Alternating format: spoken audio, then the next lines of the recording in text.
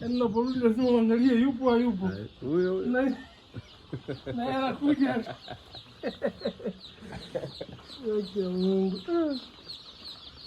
Anakuongeza hizo fida za maji. Drinker. Shida ni baadaye. Sasa ndio wanakuwa.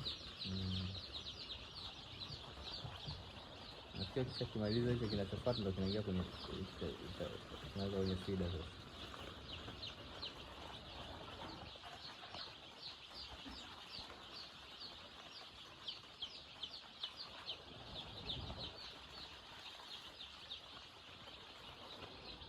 Ziko drinka ngapi? 4. Ukiweka 3 kwa wakati huu zinatosha. Weka 3 hizi za size hiyo ndogo.